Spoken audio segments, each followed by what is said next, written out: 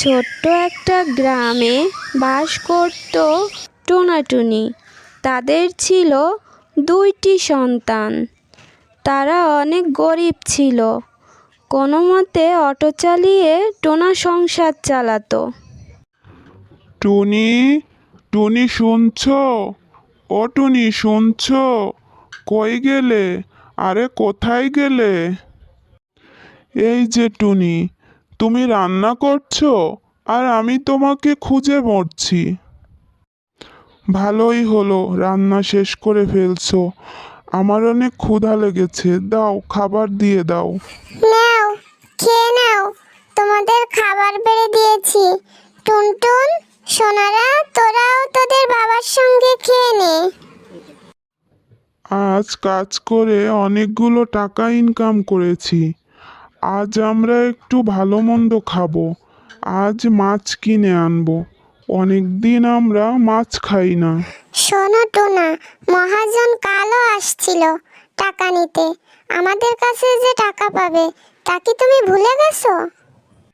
না, ভুলি নাই, কিন্তু কাছে যে টাকা আছে তা দিয়ে তো আর মহাজনের ধার শোধ হবে না। কোনো কিন্তু নাই। মহাজন বলেছে কাল টাকা নিতে আসবে, কিন্তু ঘরে কোনো টাকা নেই। মহাজন কাল আসলে তো টাকা দিতেই হবে। কি করবে এখন টুনা? মহাজনের সুদের দিনা তো কিছুতেই শোধ করতে পারছি না। 5 বছর আগে 200 টাকা ধার নিয়েছিলাম। ওই 200 টাকা বাবদ যে কত 200 টাকা দিলাম, তবুও মহাজনের সুদের টাকা শোধ করতে পারলাম না। মহাজন বলে গেছে কালকে মহাজনের সুদের টাকা যে কোনোভাবে হোক দিতেই হবে।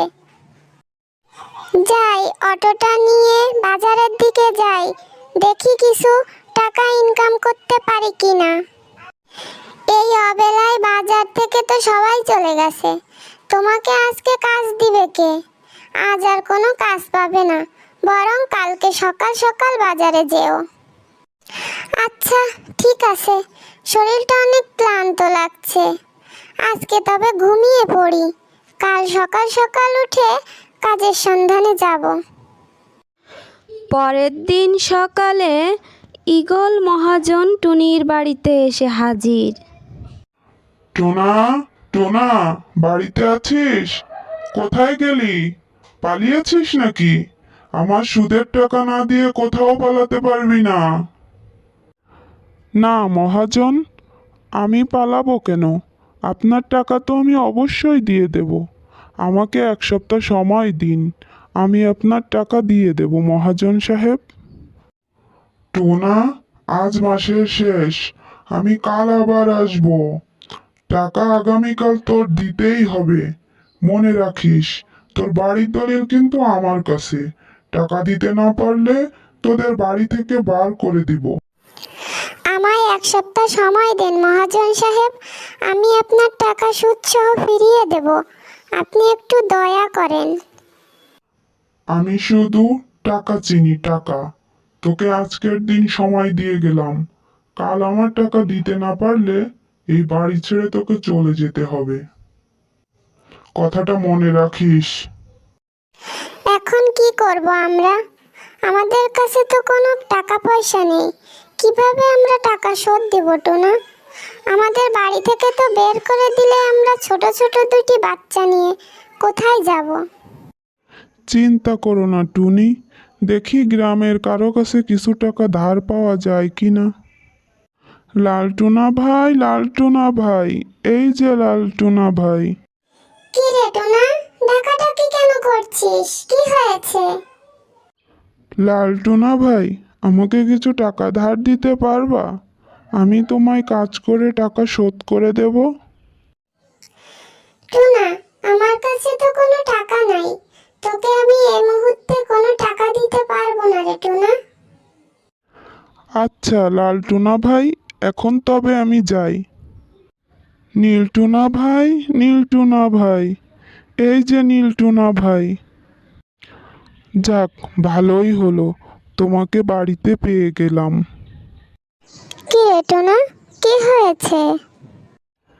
আমাকে কিছু টাকা ধার দিবা? আমি কাজ করে তোমার সব টাকা শোধ করে দেব নীলটুনা ভাই। না রে টোনা, আমার কাছে তো কোনো টাকা পয়সা নেই, আমি তোকে টাকা ধার দিতে পারবো না টোনা। এভাবে টোনা সারা দিন ঘুরেও কোনো জায়গা থেকে কোনো টাকা জোগাড় করতে পারল না। পরের দিন সকালে মহাজন এসে হাজির।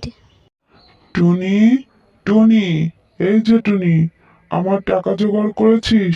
নইলে আমার বাড়ি থেকে বের হয়ে যা। হয় টাকা দিবি, নয় বাড়ি থেকে বের হবি।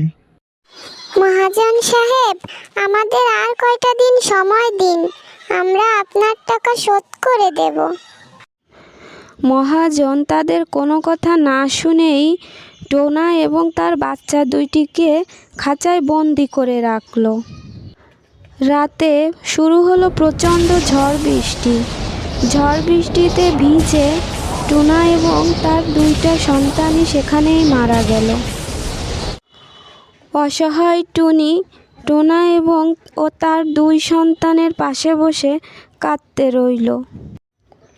টুনি জঙ্গলের একটা প্রান্তে বসে কাঁদছিল।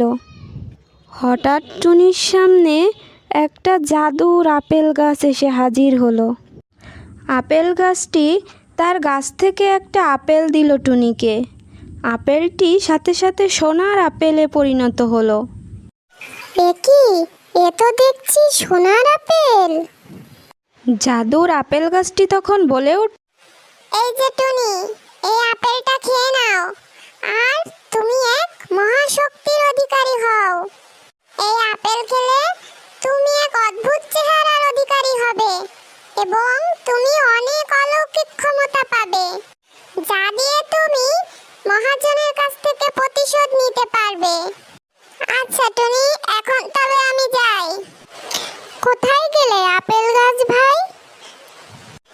এ জাদুর আপেল খেলে আমি অলৌকিক শক্তির অধিকারী হতে পারবো, আমার বাচ্চাদের হত্যার প্রতিশোধ নিতে পারবো। জাদুর আপেল খাওয়ার সঙ্গে সঙ্গে টুনি এক অলৌকিক চেহারার অধিকারী হয়ে গেল এবং টুনির সাথে অনেক ক্ষমতাও পেল। আমি তো এখন অলৌকিক শক্তির অধিকারী। যাই, আজ আমি আমার স্বামী সন্তান হারানোর প্রতিশোধ নেব, মহাজনকে আগুনে পুড়িয়ে ছাই করে দেব।